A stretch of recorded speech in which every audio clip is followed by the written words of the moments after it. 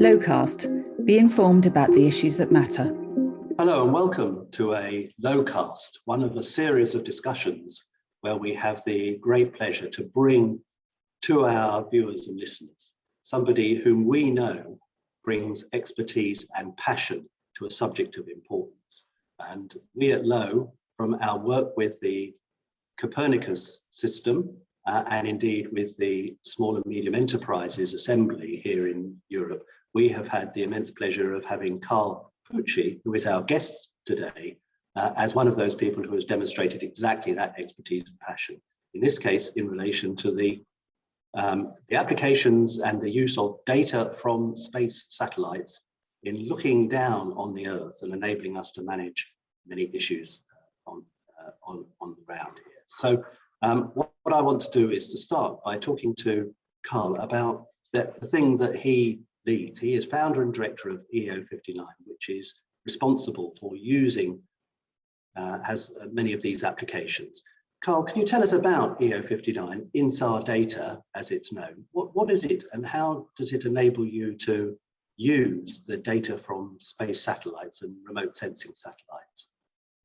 Well, first of all, it's an absolute pleasure to be here together with you, and much thanks to the team at LOW for reaching out. It's been a lot of fun working together across the ages, so to speak, in this adventure with space and in the past several years, and now even in the midst of this fantastically long global pandemic. And the podcast is a great opportunity to bring these topics to our audiences. EO59 is such named for Earth observation at the 59th latitude. So I sit here in Rapla, Estonia. It's 59.0000. It's unusual to have a latitude where you're sitting that is so flat like that without some series of decimals at the end. And yes, as you rightly said, we work with INSAR data, which is an acronym soup kind of implying interferometric synthetic aperture radar. What we're able to do with that big acronym is use, well, we first started with the Copernicus twins Sentinel-1. They've become rather famous in our little niche sector of the world for having an open data set of radar data. It allows you to see through the clouds and at night structures and surface of the Earth. And if you know the phase of the wavelength that it leaves the satellite and that what it comes back is different, then you can see how much something moved. And if you stack up that movement over time, you can see a time series of that object's deformation. Now, this thing may sound new. It's actually super old.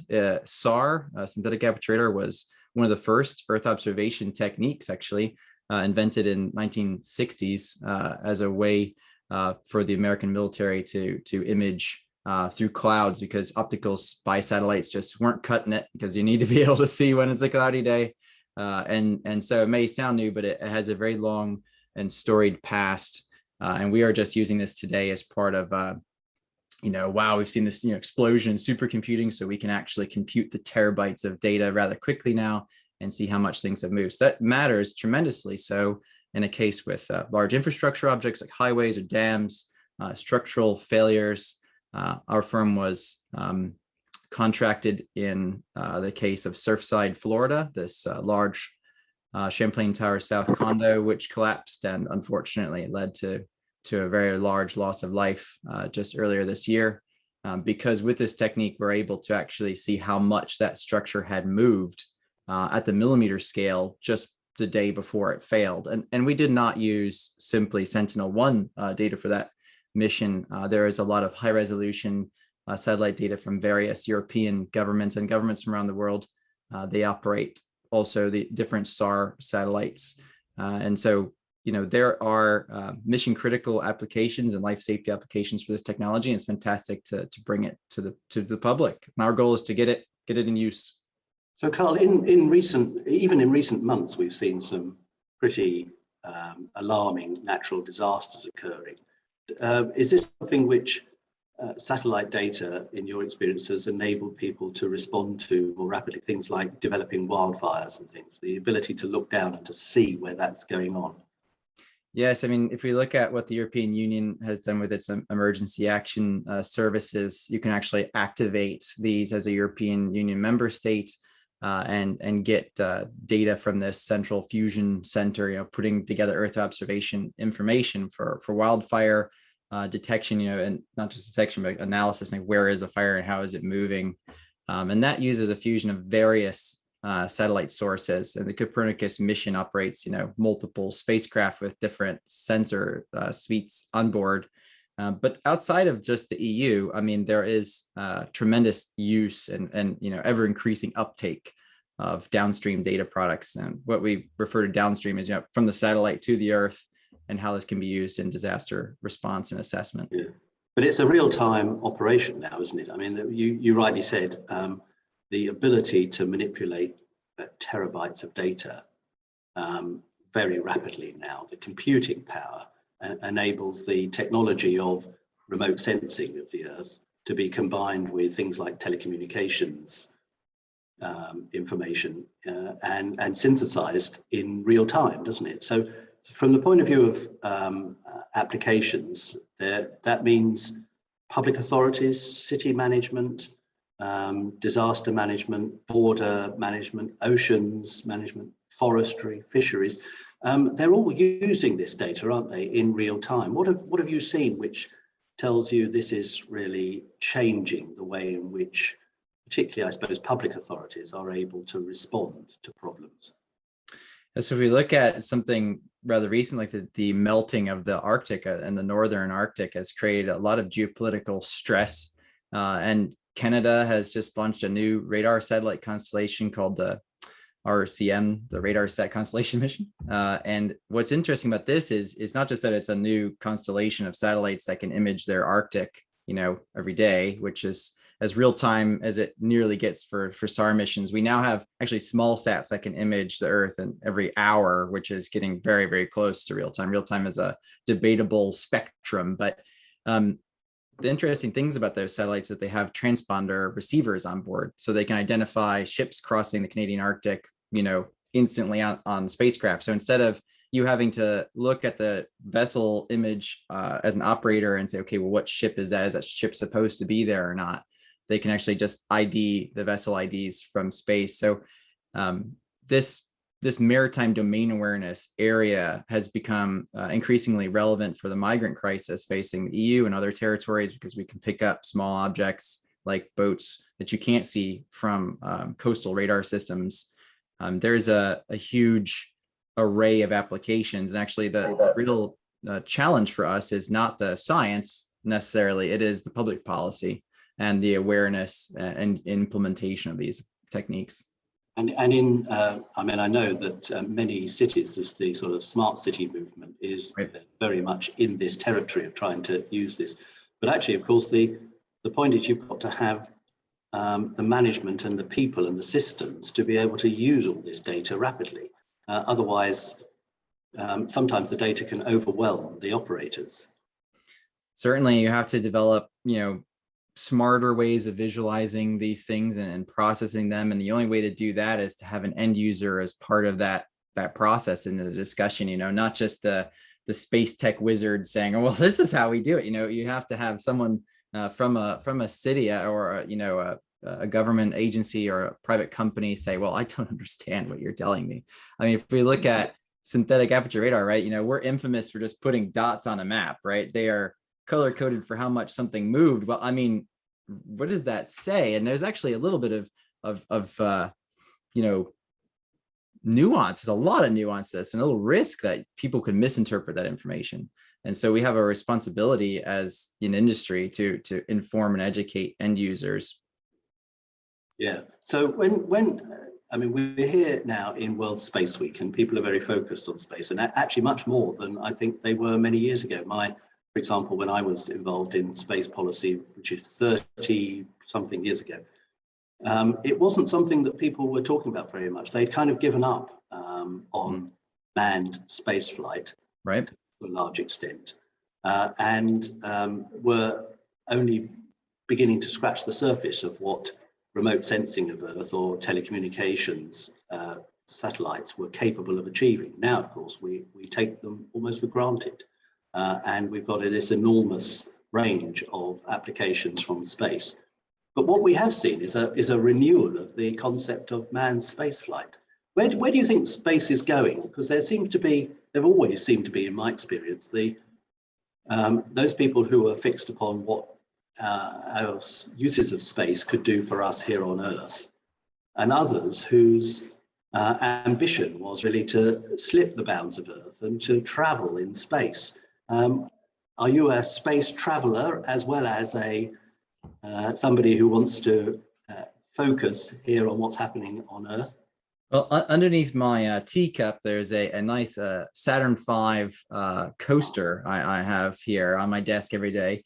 And it serves a multi-purpose for me, not just as it look cool, but my grandfather installed the inertial navigation systems into the command module there of that spacecraft, of the Apollo missions. And so I really had kind of this, tremendous childhood of like, oh, we must continue to explore space. And because people of that era, were kind of disillusioned by space. We went to the moon and then suddenly everything stopped, and there was the big pause.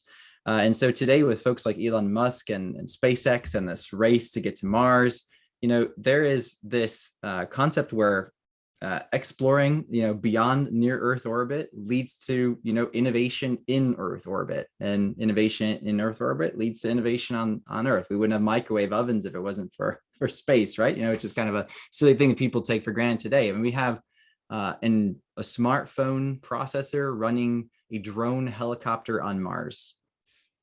And it would not be possible to have a drone helicopter on Mars without smartphone processors, because the helicopter has to compute where it's flying on its own, because you can't get a command signal from Earth to Mars in real time. So, there's a lot of synchrony between innovations happening in space exploration and space travel, and what we have here on Earth, of course, as everyone is part of World Space Week, is probably a fan of all these different things which are happening. And I think that we have a responsibility to share the excitement that we have with the world and tell people, oh my gosh, like, you have a supercomputer in your pants with your smartphone, right? I mean, and that supercomputer in your pants has, 1,000 times the processing power of the Apollo 11. There's absolutely no reason why we can't, do anything. If we can just fix this tricky problem of having to, blow up dinosaurs in order to get into space, it would be fantastic. But even such, we do have the democratization of space with increasing commercial launch capacity. I mean, that's really, been a fantastic boom in the last 10 years of small satellites, which is a gift of increasing processing power and also increasing communication capacity. Yeah, it is. But Carl, we've always, as it were, mainstream space with the democratization of space and access and commercialization of space. I think some people's worry is that the human race is also going to engage in the militarization of space. So we have to think about that. And I mean, one of the things, of course, is like with the Arctic and Antarctic, international cooperation is absolutely central to this, isn't it? And I think Europe can play a big part here, because the European Commission, the European Space Agency, we've got real capacities and capabilities in space. Can we use them to help to make sure that, because I don't see Europe seeing it as a militarization opportunity, but some other countries do see that. Can we work together with others to try and make space somewhere which is really about exploitation for the benefit of humanity, not for the benefit of the military? Well, Europe, as we say, punches above its weight class with space. I mean, if you look at the funding of the European Space Agency compared to the funding of NASA, it's just unbelievable the things that ESA has been able to achieve. But that's really the sign of the collaboration between European member states and member states of the space agency itself. And that collaboration is a model for other countries to collaborate in space. I mean, it's really a fantastic story that actually space has been militarized ever since the beginning of space flight. I mean, the first synthetic aperture radar satellite was a military application that was a state secret. Well, then the Soviet Union found out about it very soon thereafter and launched what they intended to be manned space stations flying synthetic aperture radar so they could process the data results faster. They thought that Americans were going to try to shoot them down from space. So they attached a cannon to the space station. It was called the Almaz-T. It was the first and last, hopefully, case of a cannon in space. They took the tail gun off of a bomber plane and put it on this space station. And then, supposedly they fired it remotely and it vibrated the station so bad it deorbited and blew up. So there's, some very strange and fantastically weird stories of this military, work in space. And we have to acknowledge that the United States just created the Space Force subunit of the Air Force. The military will always play a large role in space, and it has, the lion's share of the budget that's being spent. So we have to, I think, as a community in world space week, acknowledge that and try to set it up such that militaries are collaborating. There has been a lot of effort in the past with programs like Open Skies, where you put, Soviet Union at the time, observers in, NATO spy aircraft and would overfly NATO territory just to have this openness, some level of transparency. Open Skies has since been stopped. However, I don't believe it should have been. And I believe that space is a place where these organizations should collaborate, and engagement with China and India and new players is going to be crucial to that success. Yeah, that's a good point. I just want to touch on one really important subject as we, before we conclude, which is, of course, the applications of space technology to help us to combat climate change. Now, of course, I think it's fairly straightforward. Some of the issues in terms of mitigation and adaptation, you can use things like the remote sensing data to enable one to respond to, understand changing patterns in the Arctic and the Antarctic and the ice flows. You can see changes in the temperature of the oceans and respond to things like fires and so on. But it all feels like mitigation. Is there maybe more potential from space data to enable us to do more to try and combat climate change itself, not just to mitigate and adapt to it, but to try and deal with the root causes of climate change? Well, if we look at some of the work that we do at EO59, this deformation observation, so seeing how much something has moved, also allows us to see flood extents and all sorts of other interesting things that are not just deformation related.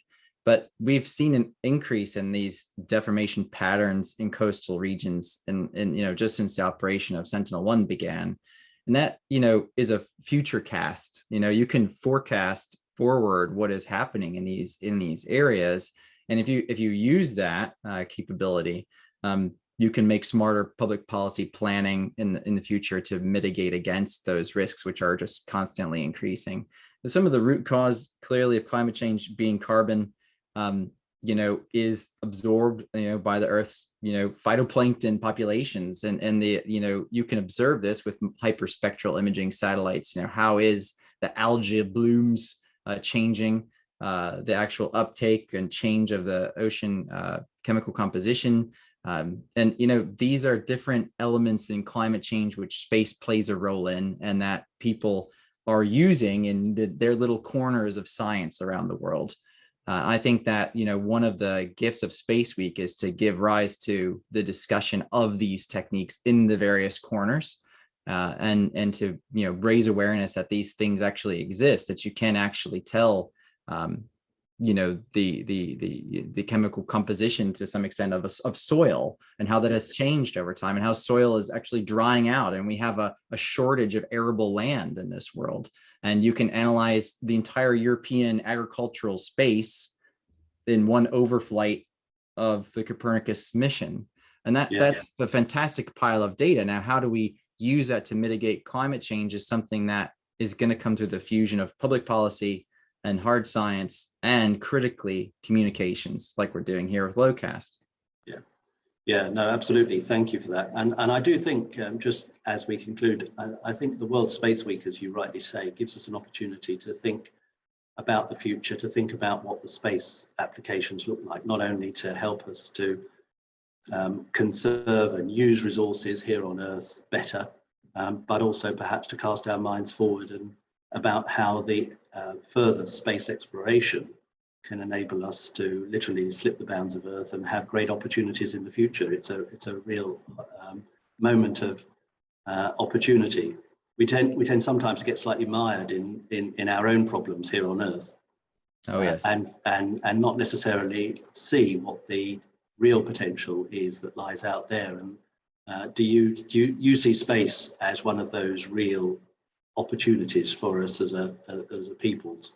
my goodness, that is the future of our species. We have a calling to explore. There was an interesting scientific study about why people find paintings. The most beautiful painting is always a painting of a scene where you have a hill and a river in front of you, and you have all these natural resources abounding. And it's thought that we evolutionarily are programmed to think that, oh, this is a good, safe place with lots of resources around us. Well, I actually question that study. I wonder if people really just have this innate need to explore, curiosity. We are so curious as a species to want to reach out and seek out beyond what we actually see today. Why was Star Trek such a fantastically successful franchise? It wasn't just because it was a fantastic, space soap opera. It was because it keyed into something in us, this need to see beyond what we have today. And I think that while we absolutely must protect this planet that we have, because it is clearly one strange rock, as Will Smith says in this fabulous show, National Geographic, it is not the only rock out there. We are fantastically good at polluting the universe. So if we just go pollute Mars, then we can make it warmer and we can all hang out there, So perhaps there's an upside to every little nuance that we have seen in our history. I'm looking forward to the day where we can have a LOWcast from Mars. That'll be a thing, won't it? Absolutely, that would be fantastic, and everyone on Earth can say, "What the heck are you doing?" It would be wild, and we could see the synergistic innovations happening in these two spaces. We would not have rockets that can land on Earth if we weren't trying to reach Mars, because the only reason that they can land is because we needed to be able to use the same ship to get to Mars and get back. Yeah, great. Thank you very much, Carl, and thank you for your time. And I know all of those watching and listening LOWcast will be fascinated by the issues that you've been talking to us about and about the potential of space. And thank you to you and your colleagues at EO59 for all that you are doing to help us to exploit the benefits of space data and the European initiatives in programs like Copernicus and the Sentinel system. So thank you very much, Carl. Thank you for being with us in our LOWcast here in space. The pleasure is mine. Thank you. Thank you.